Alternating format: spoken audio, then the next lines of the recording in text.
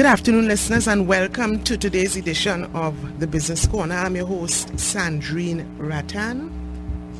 Today is Monday, July 10th, 2017, and as per usual, I must start by extending special thanks to our sponsors, First Citizens and the CARIRI Business Hatchery, for supporting this important initiative. Today, the Business Corner would take a somewhat entrepreneurial focus, but before we get into our segments, let me share with you all a couple pieces of news that are trending. Prime Minister Dr. Keith Rowley has urged CARICOM heads of government to take a definitive decision on the implementation of the Caribbean single market economy. This item was high on the agenda at the recently concluded 38th regular meeting of CARICOM heads of government. Cabinet is due to complete review of the Petrotrin report and arrive at a decision on the way forward for the state enterprise. And the CARICOM leaders have agreed to establish a committee that will look at ways at incorporating both the public and the private sector in the overall development of the regional tourism industry. And this committee will be chaired by Bahamas Prime Minister Dr. Hubert Minnis, yet another development coming out of the recently concluded CARICOM summit, and we would be attempting to have a conversation with Prime Minister Minnis to chat more about this tourism initiative, because I think it's important to the region, particularly at this time. And of course, we will continue to follow these stories. So without much further ado, let me just put our first segment into context, which has to do with the recently concluded 2017 Trade and Investment Convention, which ended yesterday, Sunday, 9th July, at the Center of Excellence in Macoya, with over 200 exhibitors and 30 countries from Latin America to Asia across multiple sectors, from food and beverages to construction and financial services. Trade and Investment Minister Paula Gopi-Skoon urged local companies to increase innovation and improve efficiency to become more globally competitive. The CEO of the Trinidad+Tobago Manufacturers Association, that puts on the four-day event in a moment. But first, Sean Edwards for the Business Corner attended, and he tracked Smart Tags, which was one of the organizations who exhibited at the event. So we go straight to that segment. What we do at Smart Tags is we supply RFID, which is simply radio frequency identification. What that is, it's simply breaking down into managing and tracking your assets, your cars, your vehicles, all the assets that you may have in your business, small business, large business, or whatever it is. We keep track of it, we record it, we manage that data, and we provide it to you in the simplest form possible. So, how does it work? You put on a barcode, you screw it on, you tag it on? We have over 7,500 different types of what we call tags. Now, tags are really a chip. Now, in that chip, it will have all the information of whatever product you want to put in. We also have a system or a software that integrates the tags with something called the reader and the antenna. The antenna picks up the information and the reader could read whatever you need. And this could work even for a shop in the village? That's right. So let's just picture a small shop. That small shop now, let's say it have about 100 items in that shop. You would know with the RFID technology if you can, first of all, if what's going to expire soon. So you can read and track that. Also you can know what is the fastest seller, or what is the slowest seller, based on what that RFID information reveals. And this could be applied not only for commercial purposes, but for sporting and entertainment as well. Of course, the sporting field is a big sector in the RFID. We deal with oil and gas, health, agriculture, sporting events, manufacturing as well. But sport really has got to that a lot of people are looking at. Imagine you're going into a race, and there's 5 persons in that race running that race. You want to know the exact time, the exact minute that person finished that race, the exact second. That RFID tag will tell you down to the second that person finished. Australia Saunders manufactures exotic Caribbean mounted pride chocolates. She's just opened the Chocolate Bar Cafe in Santa Cruz, very successful at that. But opportunities like the Trade and Investment Conference do provide you with potential markets. Yes, it does provide with potential markets, both locally as well as internationally. The TIC forum is where we meet with buyers. I had the opportunity to meet with people from Whole Foods today who are very interested in our traditional chocolate. One, it's being unique, and the interest in the traditional chocolate is so because chocolate bars are manufactured by many producers around the world, but our traditional chocolate is like a unique new things to them, and they have shown a lot of interest in taking our traditional chocolate. Once we can sell our chocolates outside, it means that we can get an influx of some US dollars. Our manufacturing is not based on imported products, but it's based on imported machinery and machine parts. So whatever US dollar that we can get will help us to expand our manufacturing as well as maintain our existing machinery and machine parts. And the question of inputs holds particular interest for Anika Dankler-George, co-owner of Amara Organics, making personal bath and body care products since 2011. Well, it's a bit of a challenge right now. The availability of foreign exchange to small businesses as myself is quite limited. So it restricts me in terms of accessing a lot of the raw materials and packaging that we use in order to export. We work within the confines of what we have. So, we try to do the best that we have with the resources that we have available to us. But yes, it is a challenge. Here too, companies that certify companies, and others to help them get where they need to be. Ramp Logistics. We're a freight forwarding and custom brokerage company. Freight forwarding meaning if you have any kind of cargo, we move it, we import, we do imports and exports for your cargo anywhere in the world, to and from. We also have offices Suriname, Guyana, Miami, and Haiti. Right, so someone is here to TIC, get an order, or they may need to import in order to build products. You can take care of that. So if you have to move your cargo, businesses or just persons, we could be of service to you.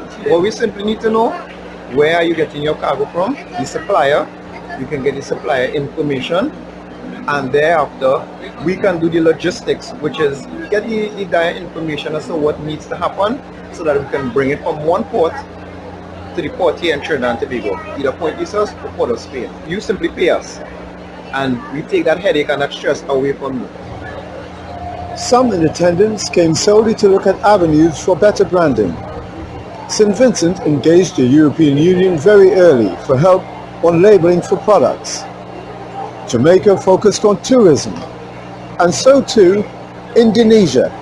My name is Muhammad Lutfi Vitoy.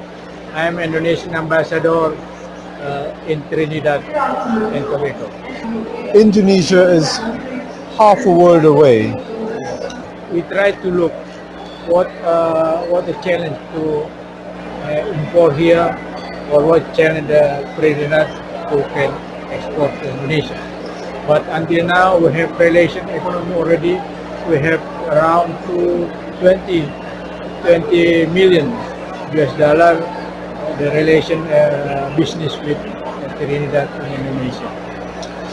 Now it's actually material, paper, or furniture.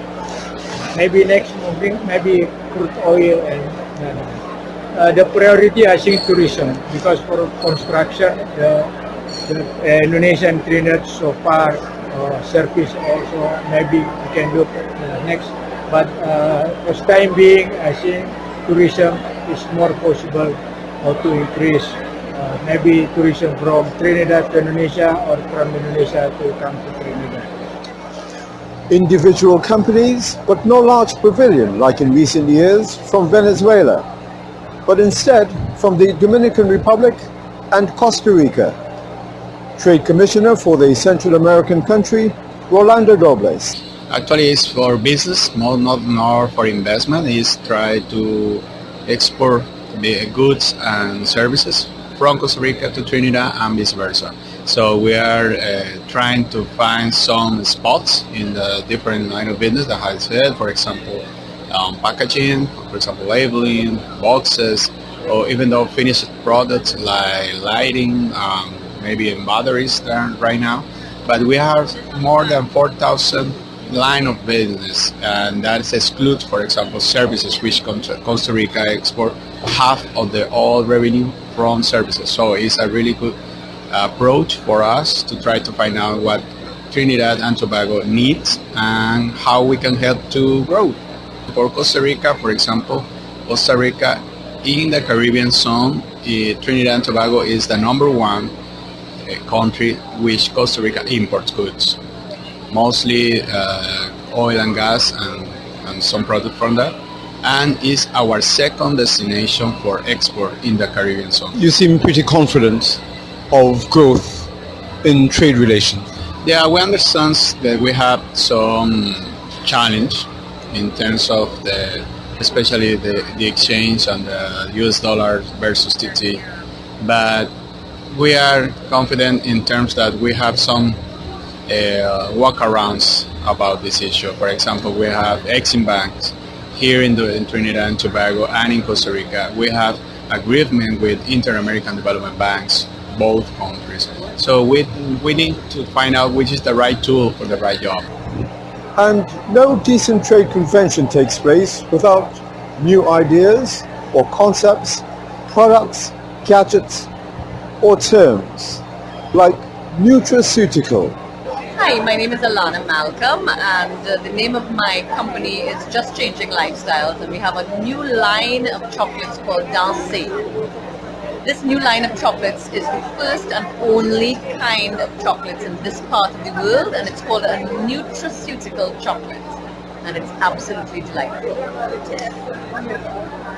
What sort of research would have gone into preparing and getting these products on the market? Oh, a tremendous amount of research.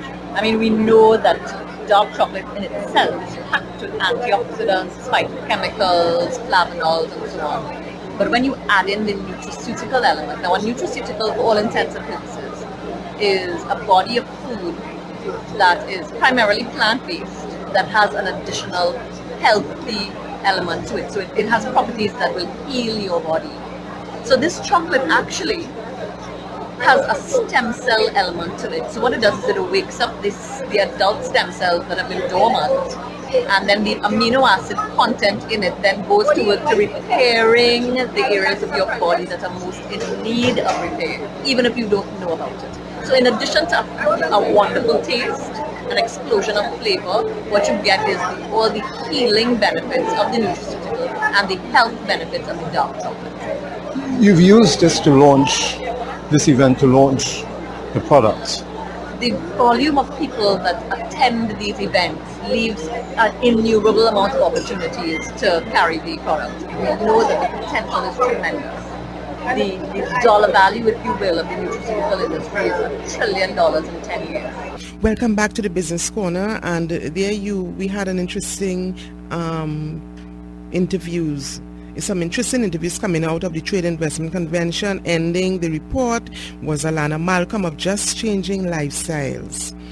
So we take a short break, or we go straight into our conversation with Dr. Mahendra Ramdeen, CEO of the Trinidad and Tobago Manufacturers Association, to share with us some more information on the Trade Investment Convention. And we had some very successful outcomes. Dr. Ramdeen will share with us the way forward coming out of the convention. So we go straight online to Dr. Ramdeen. Good afternoon and welcome to the Business Corner. Hi, good afternoon to you and your guests. Yes, and thanks for taking our call. We know you are in an extremely busy schedule. Yes, today is first day after the KIC, so we're trying to put everything together and engage the logistics of moving out everything from the floor. Dr. Ramdeen, we just heard some very interesting excerpts coming out of the event, the 3-day event. But could you share with our listeners, as a result of those outcomes, how does the TTMA propose to capitalize on those kinds of, those outcomes which are tremendous, particularly for young entrepreneurs? Yeah, well, TTMA wants to lead the diversification drive in Trinidad and Tobago. And anytime we're talking about diversification, we're talking about diversification with two outcomes. That is, earning foreign exchange and employing more people. And the only way you could do that is to produce more and engage more in business. So we are promoting our manufacturers. We created a platform for manufacturers, small, medium, and large, to get outside there and export, get their products into new markets. In that regard, at the TIC, we brought in over 200 international buyers to the show, of which we partnered with Export TT to have specific buyers in sectors. Like we had a large supermarket chain in Canada. The agents, the distributors come into Trinidad and getting to meet some of the niche opportunities to be had in Canada. So some of the small manufacturers who produce their pepper sauce, the jams and jellies, they were able to have very good discussions with the distributors in Canada. And I am told, that it's a distinct possibilities that they could get into some of the supermarket chains in Canada. And that's just one example. Okay, given the current economic challenges that we face, how do you see TIC, making a dent or an impact in terms of change and in terms of, making things better for the economy? Well, given the current economic impact that we face, I would have thought that this year it would have been really challenging to sell TIC to the business community of Trinidad and Tobago. But surprisingly, it's the first time in the last 10 years of engaging in TIC that we had the show sold out by April of this year. It tells me that the business community are gearing up to take advantages of any opportunities there are outside there. They're not resting on their laurels.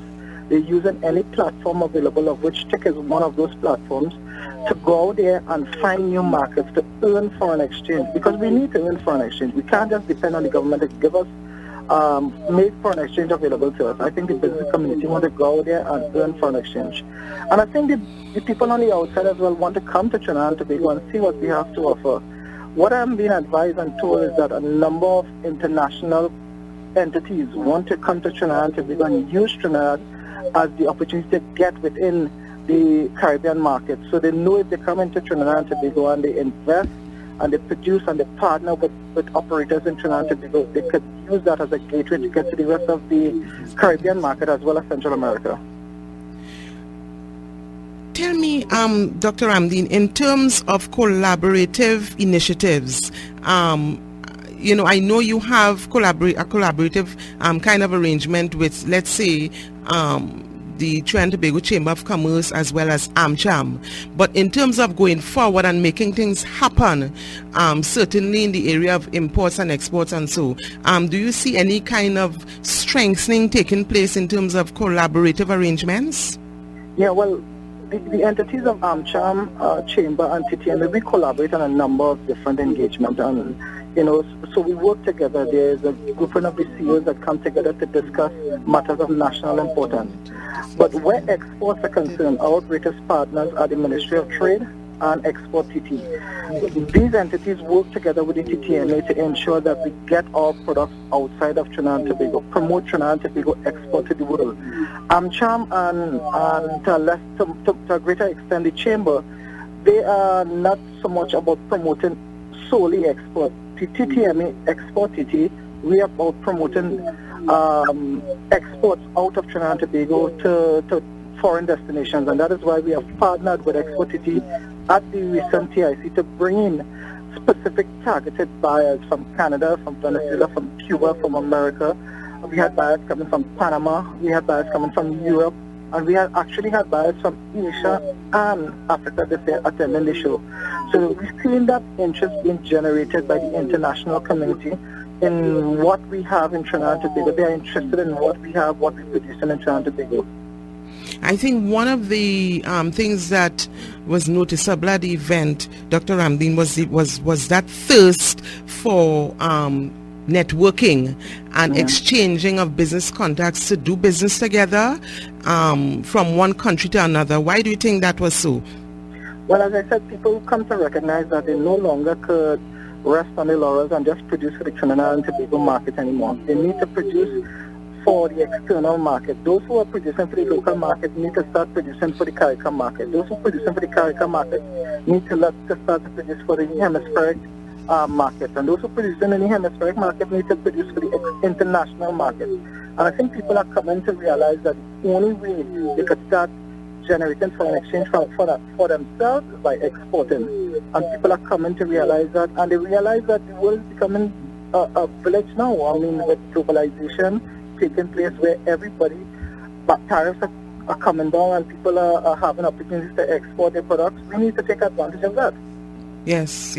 Now, Minister Paula Gopi-Schoon, who is responsible for trade and industry, I follow her in terms of her work and so on. I note that at almost every event she is asked to speak at, she speaks strongly about the whole interest of diversification and so. And again, she spoke about it at TIC. So I'm saying that to ask Dr. Ramdeen, do you foresee, or are you planning to approach the government, specifically I would say Trade and Industry Ministry, to support the efforts that you all have on the table in terms of going forward?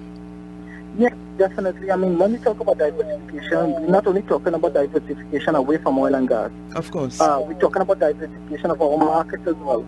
So that is why we want to partner with the government, because we live in a state-centric society, and they are the ones who have to negotiate market access for us in the international arena. The private sector can't go and say we're going to negotiate a free trade agreement with China, for example. I'm not saying that we want to engage a free trade agreement with China, but the private sector can't say we're going to negotiate that. It's state to state, and that is why we need to work and partner with the government, so the government could get fed from us what our needs are, where our preferred destination lie. Right now we have a lot of markets available to us, but we want to diversify those markets as well. We don't want to put all our eggs into one basket and say, well, the United States is the only market for us, because that is our largest partner at this point in time. We don't know what President Trump will bring tomorrow, so we need to ensure that we diversify ourselves. The CARICOM market is a great market for us, but we don't know what's going to happen in the future. We hope that it remains stable. We're looking at Central American markets. We have signed some partial scope agreements there. We want to build on those agreements. We want to ensure that it's optimal, it's working. And that is what the private sector want to get out of this engagement with the Ministry of Trade. And what may be useful, Dr. Ramdeen, is to perhaps piggyback on some of the outcomes that emanated from the 30th CARICOM Heads of Government meeting, eh? Yeah, we need to piggyback on that, coupled with the fact that the TCMA is an entity that is leading the drive and the initiative for a private sector presence within the CARICOM framework. So yes, we are all for having the CARICOM working optimally and working optimally with the private sector having a say in the process. But in terms of something strong happening just after TIC. I mean, we had all this hype, we had a strong presence of entrepreneurs and business leaders and so. How do we ensure that something happens? What kinds of, I don't want to say checks and balances, but what kinds of follow-up measures, Dr. Ramdeen, do you have in place to treat with that, particularly as TIC 2018 might be soon upon us, eh? So it's just to kind of marry what happened in 2017, strengthen that into 2018, yeah? Yeah. So coming out of TIC, we recognize that there were three significant market opportunities for us regionally and hemispherically. One is DDR. In light of that, TCMA, for example, is taking a mission to DDR in September, because we want to capitalize on all the discussion that takes place with DDR. They had a large delegation coming here. Second market that is of significant interest and there are great opportunities to be had is Cuba. So we're recognizing that we are again going to participate in the Tea Show in Cuba in October of this year. And the third market that continues to have possibilities, significant possibilities for us, is Venezuela. And we have engaged a private consultant in Venezuela to see how best we could capitalize on the opportunities there. We know the government of Trinidad and Tobago has started a process for us, a government-to-government relationship with President Maduro and our Prime Minister, but the private sector wants to take it beyond that government-to-government relationship. So we have engaged a consultant, an agent, who is presently trying to get market opportunities for us, meaning the business community in Trinidad and Tobago. He was at Ep6. He met with about 15 different companies at Ep6, and if this materialized the way I wanted to, and I'm hoping that it would, it could be very prosperous for the business community in Trinidad and Tobago, because we're talking about Venezuela being a population of 30 million people. If we could get 5%, 10% of that, it's much bigger than the population of Trinidad. Yes. So that's a good possibility. And I know the first thing that people will say is that Venezuela is experiencing some real challenges, and that is true, but at the same time, they still have to eat, clothe themselves, build their roofs, get windows. It's like Haiti, and why those items can be sourced from Trinidad and Tobago as opposed to other destinations, because they import a lot of those items now into Venezuela. They need those items, and a lot of food stuff as well. Yes. Venezuela still exports significant amount of oil, so they do have some revenue, and they do extend to import. I'm saying that we could get a piece of that pie as well and export our products, and it will be cheaper because the transportation is less, and we're working out arrangements where duties may not have to be paid. So we're hoping that possibilities will exist there. But that was my next concern, Dr. Ramdeen. Given what is taking place in Venezuela right now with President Maduro, how easy is it, or how difficult is it to really continue business relations in a smooth way? Would you have any kinds of pockets of dissonance, or that kind of thing? How are you proposing to navigate given what is taking place in the country? Right, I agree with you, and that is something that is of concern to us, because the private sector in Trinidad and Tobago want to operate in an environment that is transparent and predictable. We don't want to operate in an environment where today something is presented to us and tomorrow it's taken away from us.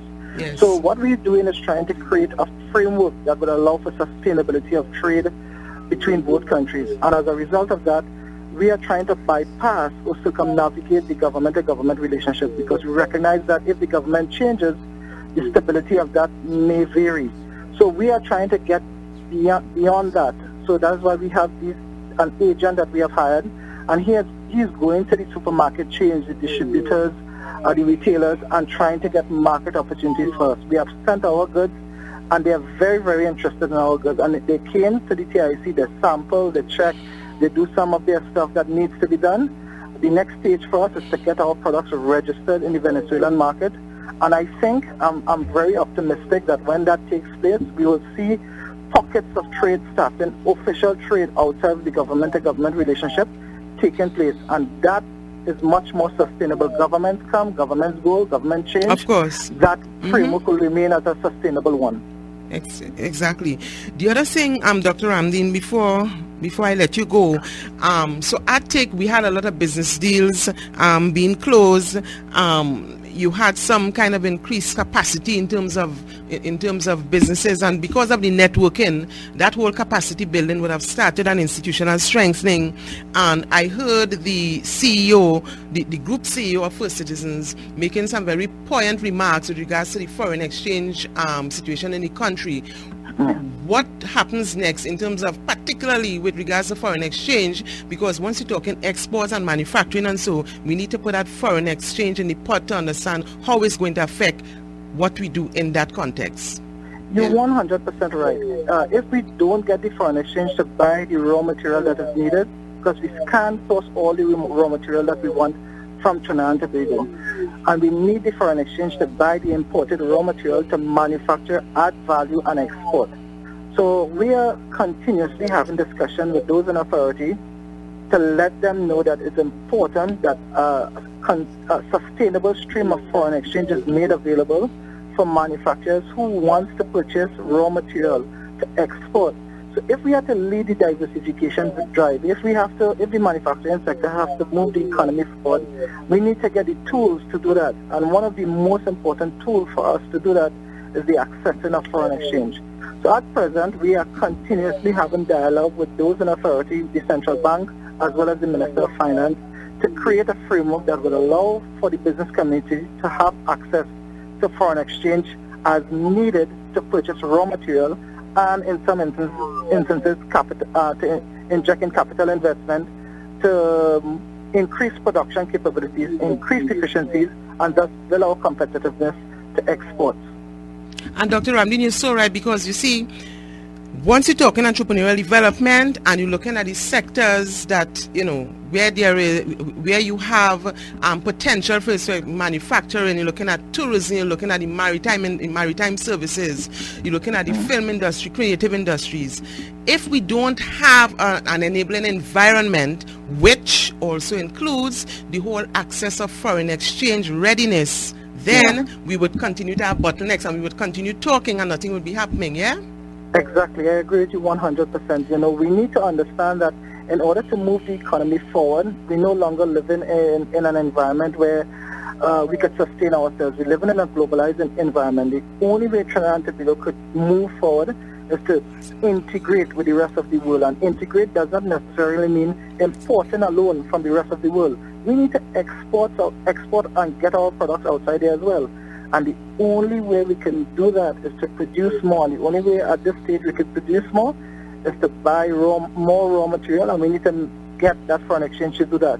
And if that could stimulate growth and expansion in production and growth and expansion in exports, it means that we will also be generating foreign exchange. And another thing that people fail to realize is that the more we manufacture and produce in Trinidad and Tobago, the more we save on foreign exchange as well, because it means the average consumer will have the option to purchase locally. And once you purchase in locally, and not importing finished product, you are conserving on foreign exchange as well. So in two fronts, one is that we export in more, we could earn foreign exchange, and secondly, by diverting and consumer taste and fashion, consumer taste to local production capabilities, it means we're conserving foreign exchange because we're not expending to buy the foreign product. But Dr. Ramdin, you have so much information, a whole wealth of information to share beyond the Trade and Investment Convention, and I would certainly call you next week to, organize an in-studio interview, because I think you have a lot of value to add to the whole diversification process. Perhaps I will want to bring back the AmCham CEO and the Trinidad and Tobago Chamber of Commerce president collectively to come to sign some kind of movable, something movable in terms of what you're alluding to, yeah? No problem. I'm willing to come into studio and do the live interview with your audience. Let me thank you for giving me the opportunity to speak, and hope you have a very good day. Thank you so much for taking the time up to chat with us, Dr. Ramdin. That was Dr. Mahindra Ramdin, CEO of the Trinidad and Tobago Manufacturers Association, sharing with us much needed information that came out of the recently concluded Trade and Investment Convention. We take a short break. We would be right back. Stay with us. Welcome back to the Business Corner. Thank you for staying with us. Now another in our regular series of tips and advice for budding entrepreneurs on how to proceed, courtesy the CARIRI Business Hatchery. In this episode, we will talk about the 6 steps in conducting market research. The first step is writing your objectives or reasons for conducting the research. For example, one objective could be to assess the demand for your product or service. Another objective could be to determine the price that potential customers are willing to pay. The second step is to develop a questionnaire which must be aligned to your research objectives. The third step is to determine from whom or where you can obtain the relevant information. There may be secondary data such as newspaper articles or information on the internet from which you can gain useful insights. Primary information will be obtained from interviewing potential customers, other players in the industry, and observing competitors. The fourth step is to arrive at a sample size. The more persons that you survey, the more reliable your information will be. A sample size of at least 30 persons is recommended. The fifth step is to collect the required information. This can be done through face-to-face interviews, phone interviews, focus groups, or online. The final step is to analyze and interpret the information collected so you can develop strategies to win customers and outperform competitors.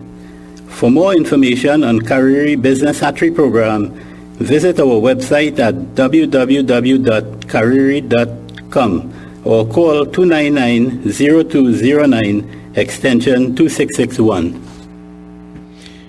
More tips for those with ideas for a startup next week, courtesy the CARIRI Business Hatchery. This is a Business Corner on Power 102 FM, looking at money, ideas, and work in association with the CARIRI Business Hatchery and the First Citizens. We put you first. I did indicate at the beginning of the program that the program today, all segments would be taking an entrepreneurial focus. And in studio with me is 3 young agro entrepreneurs. I'm looking at them and they are smiling. I have Alpha Senan, who is the owner of Y Farm. Then Lindy Jordan, owner of Aurora Beteson Limited. And Stefan Serret, owner of Cousin Eileen. Now, I would allow each of you to explain to the listeners why you all came up with those names, because they may say, why Cousin Eileen? Why Y Farm? So let me start with Alpha. Good afternoon, Trinidad+Tobago. Good afternoon, listeners. So pleasure to be here today to share. So for me, it really came as a need to get young people involved in agriculture, to promote agriculture, to promote agribusiness to the youth. And what I found was missing over the years was the importance of why should they do it.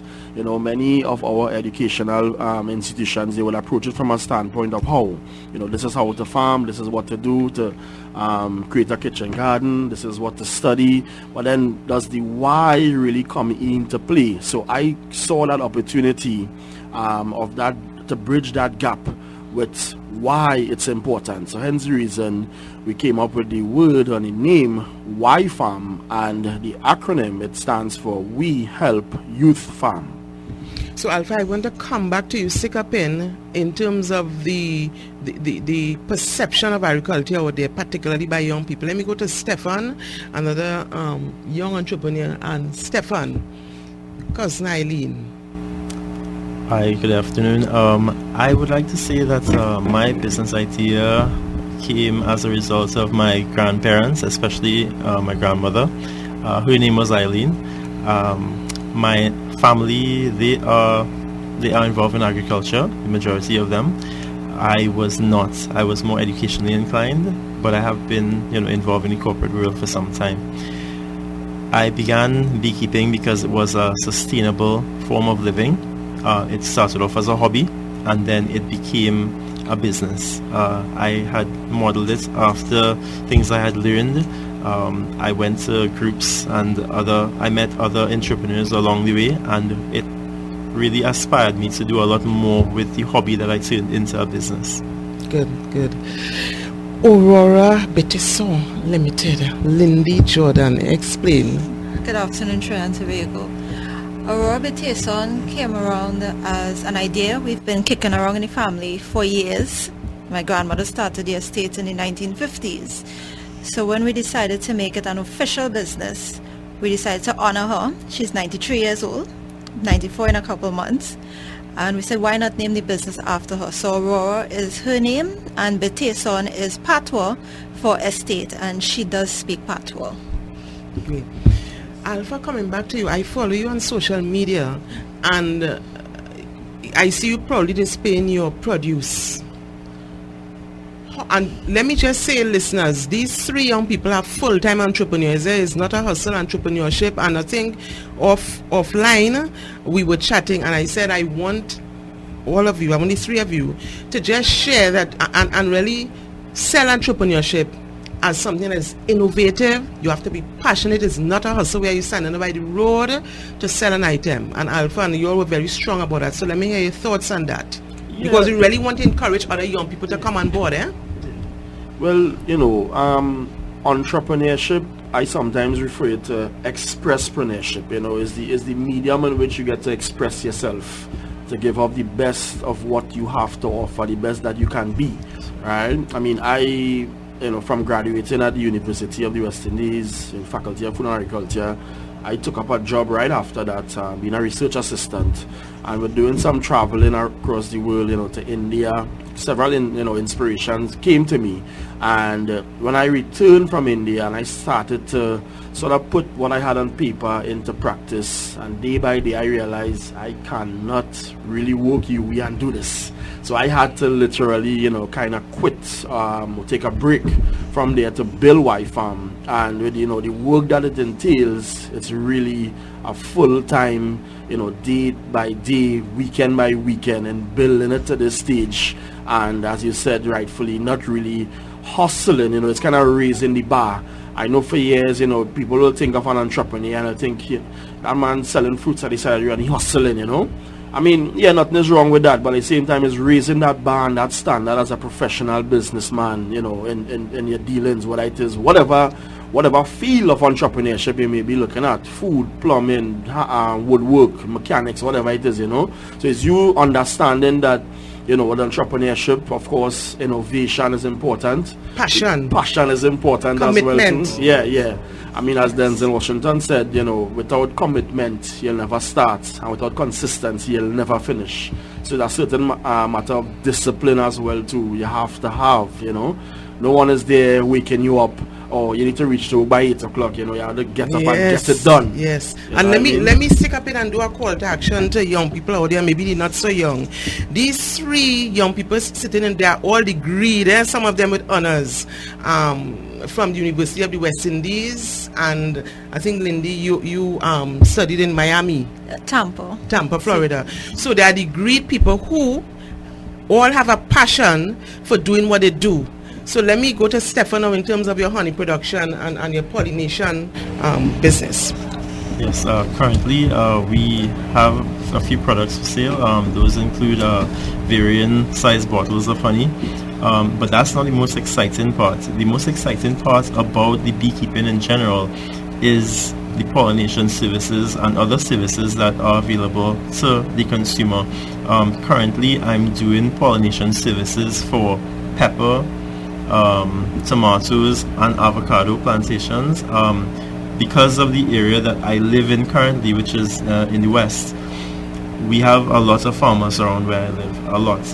And I've been doing a small experiment, as you would say, with stingless bees. Our native bees that we have in the Caribbean are stingless, and I would move them into an area where someone is doing a pepper crop, a tomato crop. In the experiment so far, we've noticed at least a 30% increase in the size and quality of the fruits and vegetables that they were able to make. Yes. Which has been a fantastic addition to the livelihood of the farmers themselves. We're getting a lot of positive feedback from it right now. Great.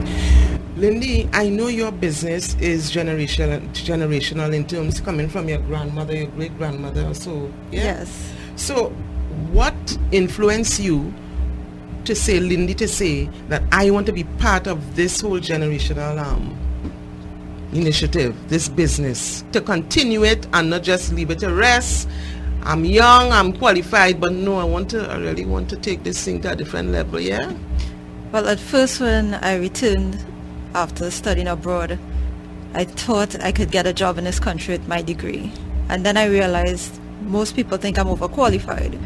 So even though we kicked around the idea of starting the business, it was actually supposed to start about 10 years down the road from now. So me not being able to find a job pushed me to accelerate that decision. And why not?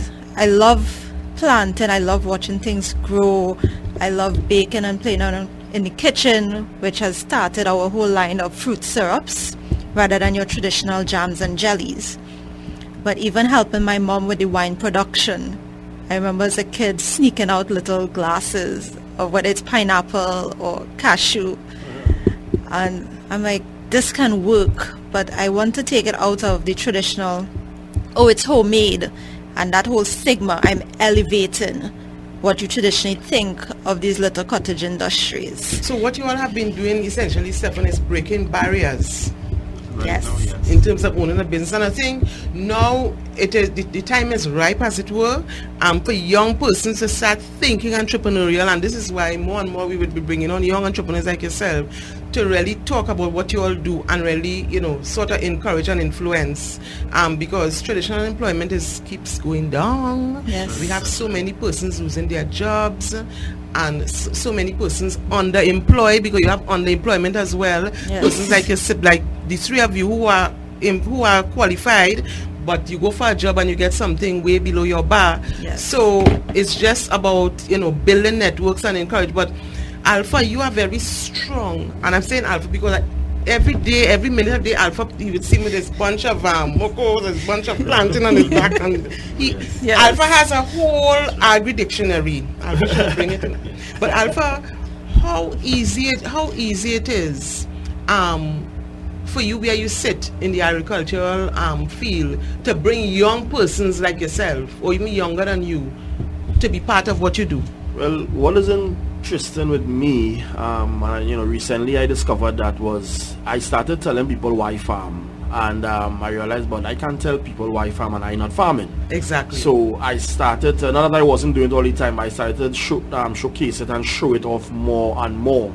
And it's to answer your question directly, I'm at a position to do this, and I am doing this because day by day young people will contact me and say, hey, I have a piece of land, what to do. I don't have land, I have some money. How can I invest it into agri? And with the rise of our famous local superhero, the one and the only superhero for food and nutrition security, Agriman.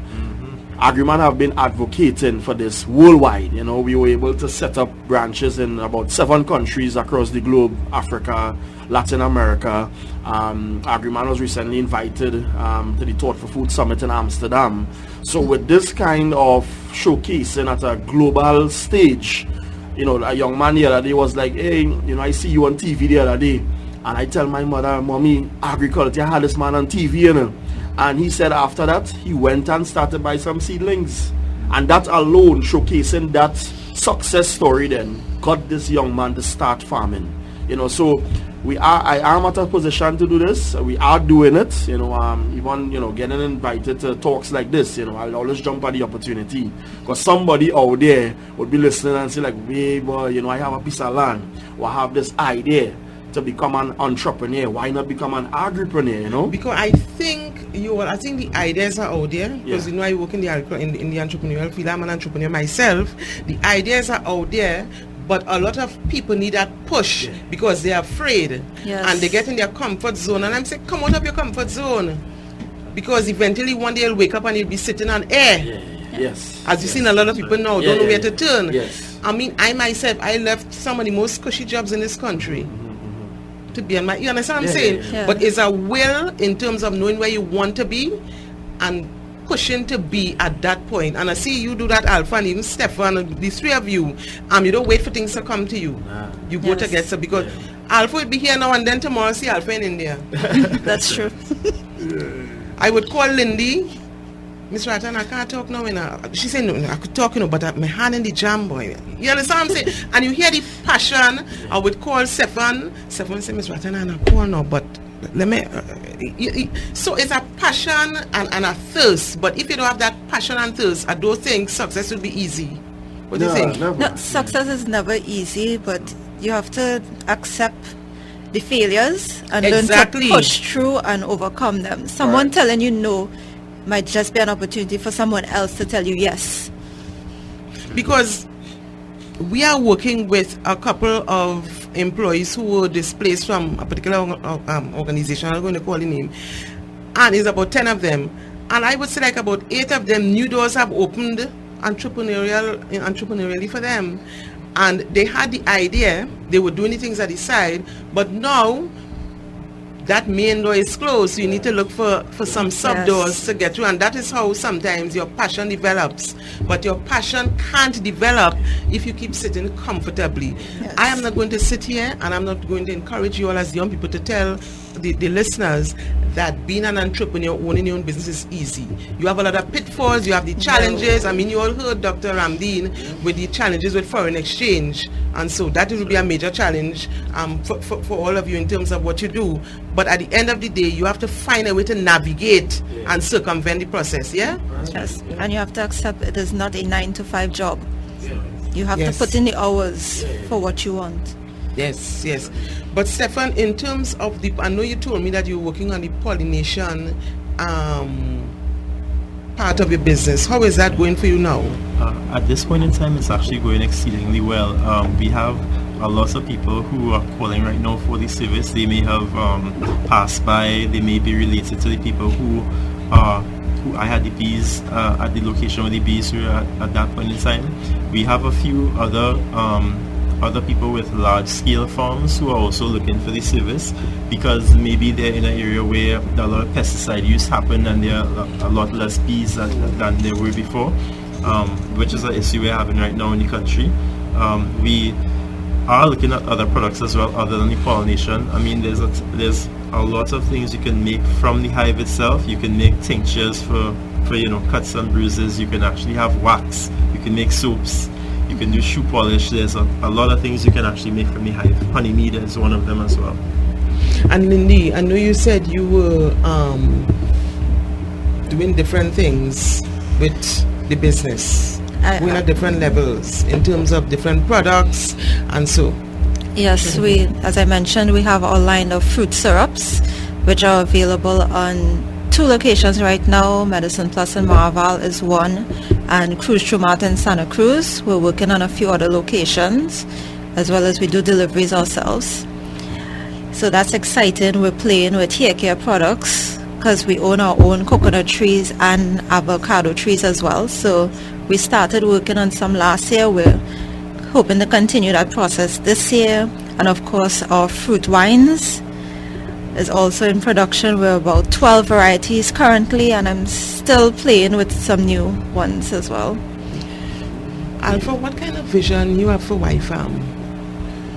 Well, after the Thoughtful Food Summit, we were able to seal a major partnership with an investor in the States, and they are now going to fund us an Agriman animation series.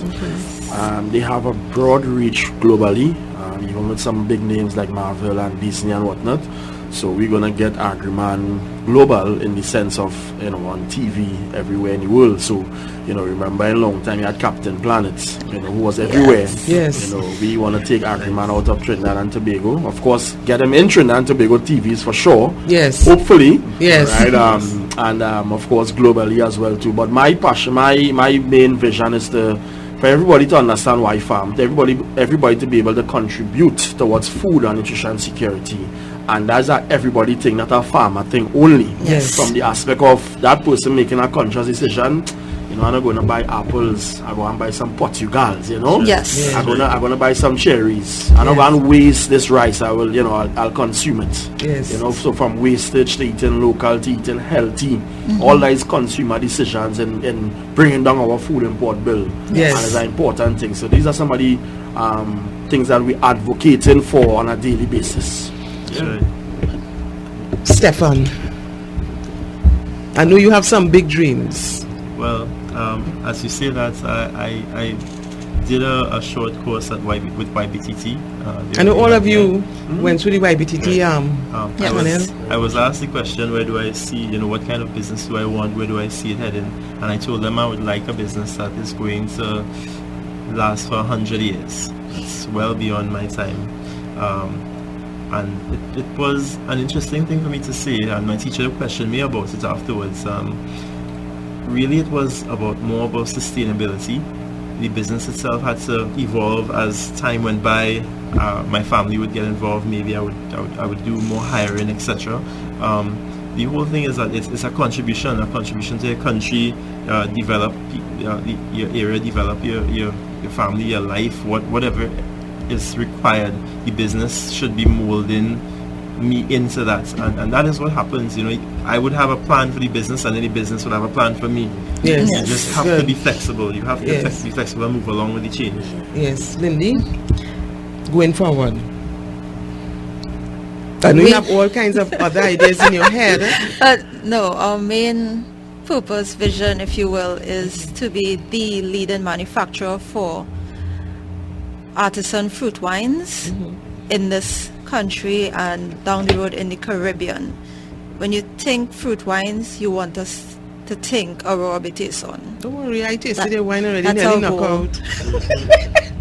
Really wine, I tasted, and I tasted hotel, and nearly knock out. And it wasn't even the 20%. But I think what is important in terms of this whole enabling environment is networking. Yes. Because we know for a fact that some agencies have their challenges. The enabling environment, it ain't gonna happen just so.